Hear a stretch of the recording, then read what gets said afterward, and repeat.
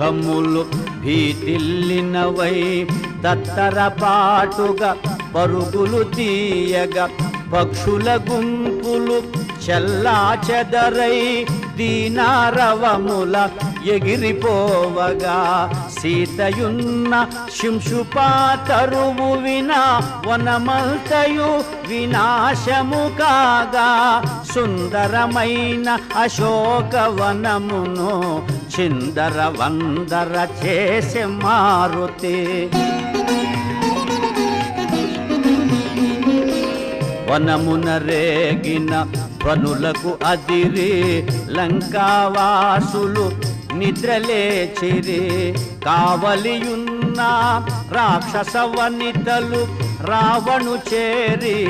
విన్నవించిరి దశకంఠుడు మహోగ్రుడై పల్కె వానరుని